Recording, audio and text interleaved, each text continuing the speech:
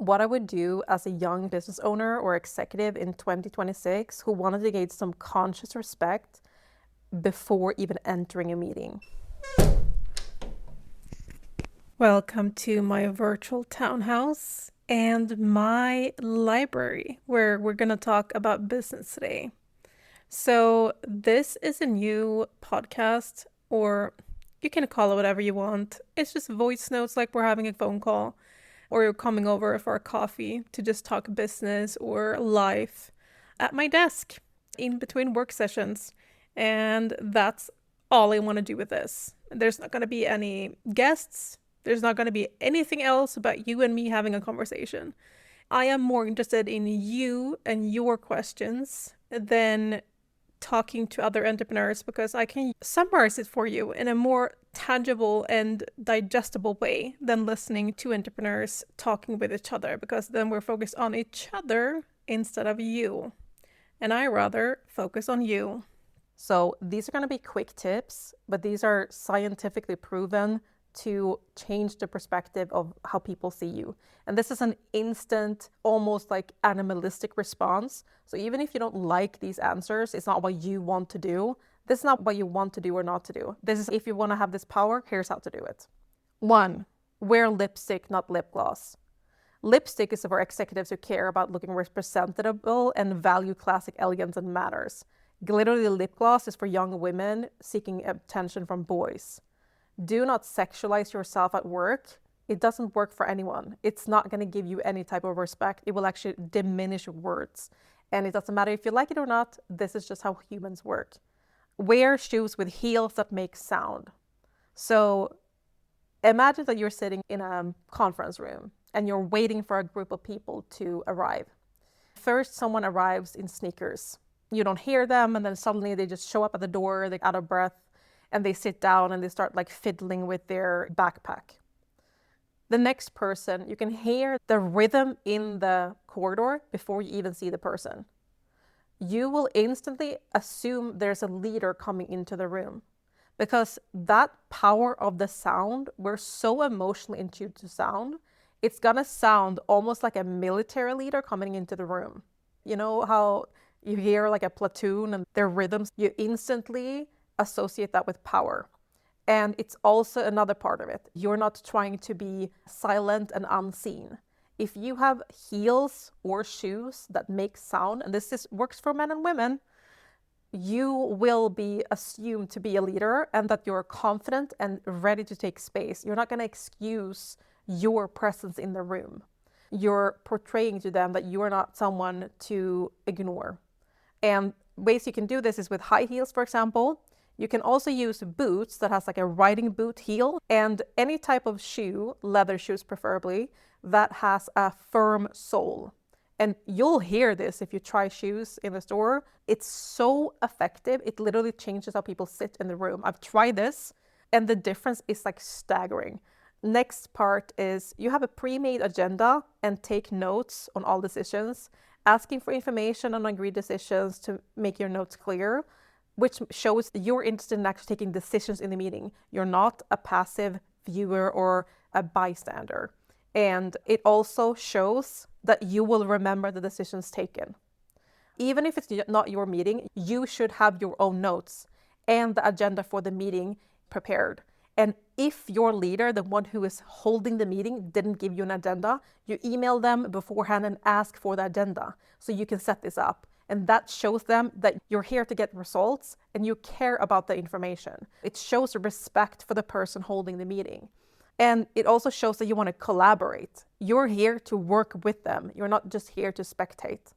And anyone who doesn't take notes, just so you know in their head, they're going to remember that you hold all the power. Because after the meeting, you're the one who has the notes on the decisions and what was said in the meeting, which means you have all the power. So for every meeting, you should always date it. You should always note who took the decision or who made suggestions and what the final words are, the final decision is on the meeting, and tag the meeting so you can find them later. Trust me, in 6 months, when everybody's panicking because they're looking for information or a decision made, when you're the one who can casually bring up your agenda with your document and just show them, It doesn't matter who has the title of leader, you're the real leader. They will be so thankful for you providing that security for the team and that stability to lean on. Another thing you never do in the meetings, you never commented on women's families, boyfriends' looks in the meeting. This is very common that women do to bond with each other, but it actually privatizes women, so it's the worst thing you can do. Me, who has been an entrepreneur, is educated in business, is educated in intercultural communication and UN negotiations. If a woman starts talking like that to me, I already know she has zero power, because otherwise she wouldn't try to power play me by personalizing me. She doesn't know standards for high-level business, and she has no respect for the meeting in itself and that it's a workplace. It's not a coffee date or wine in someone's living room. So you don't privatize women in public. You respect their title, you respect their skills, and you address them appropriately. And you don't ask them about their men in their lives, because you actually respect her as a worthy woman on her own. Her skills and what she talks about at work is enough for you to respect and bond with her. You don't need to hear about the men in her life to make your opinion about her. It's so toxic, but most women have no idea they're doing it, and they're actually encouraging each other to do this more. And what happens is in a mixed meeting with men, they lose respect of all the men, because they just start seeing you as someone's girlfriend. So never ever do that to anyone who's professional. And this happens to me a lot. Women will comment on my looks because they want to bond and they feel a little bit scared of me because I'm very confident and I come with a leadership experience, etc. And also I come well dressed and well prepared and I look representable.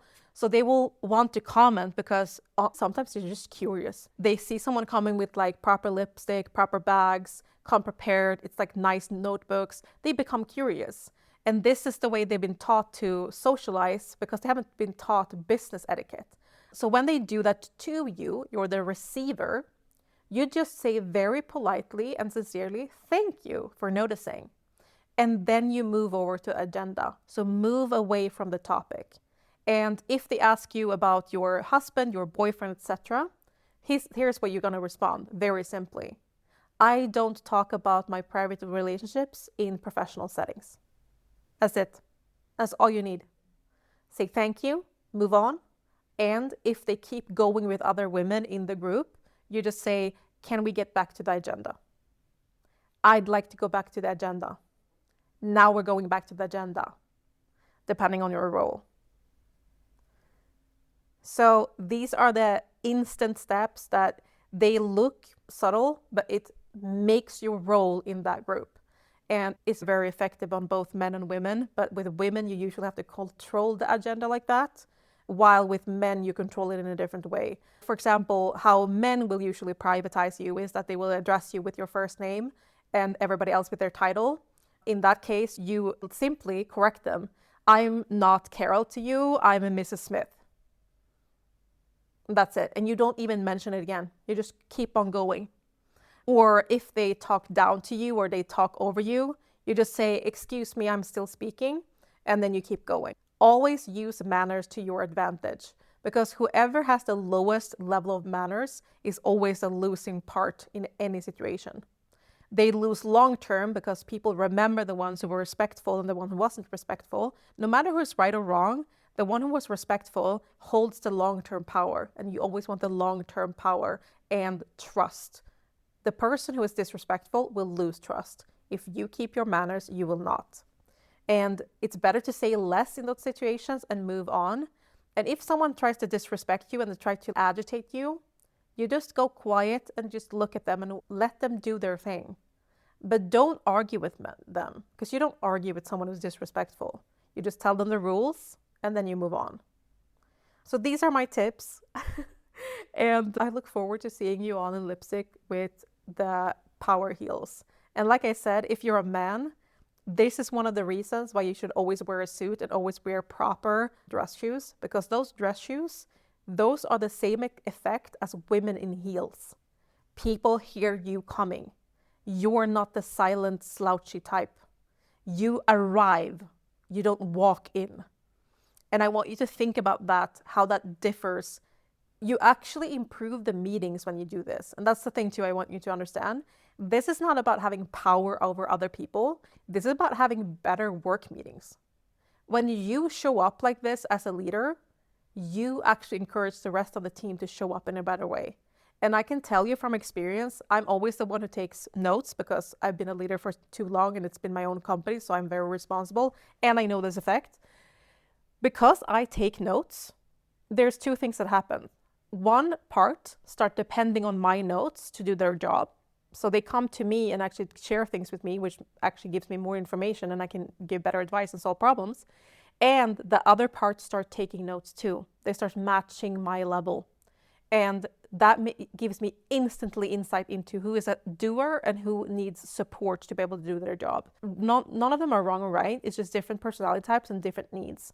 But it's important that you raise the standards of your meetings. And you do that by showing up like a student instead of showing up like the popular guy or girl in high school. This is not high school anymore. Sitting in the back, slouching, scoffing, being on your phone, it's not cool anymore. It worked in high school because it was freaking high school and nobody had developed their brain. We're adults now. You're not winning any points, especially as a man. This used to work like 10 years ago when startups and Zuckerberg and all of these people were coming up and they were like, here's me in my cool t-shirt and I'm so different. They weren't. People have done that before. But then there was a huge shift where we're supposed to be casual. That means that I don't care. Like a teenager acts who don't care. They're the worst collaboration partners and they're the worst bosses because they base their whole identity as leaders of slacking off, not caring, having a big ego, and exuding that power instead of actually being helpful. Don't fall into that. Do the classical manners because they win every single time long term.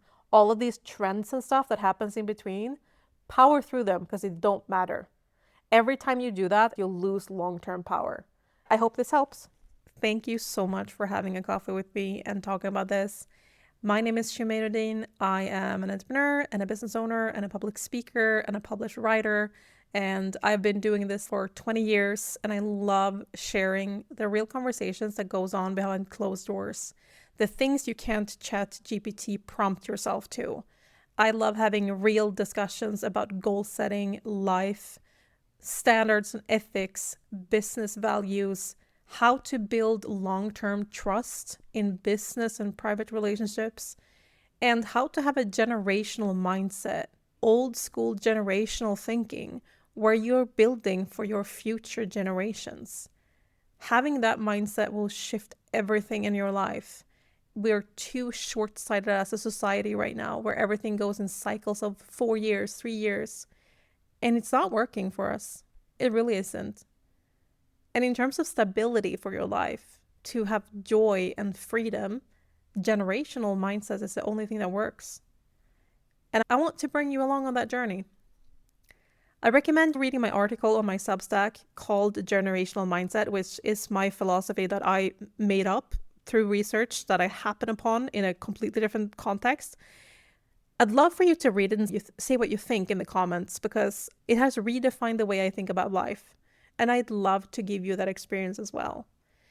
My Substack is my virtual townhouse that you can visit whenever you want to.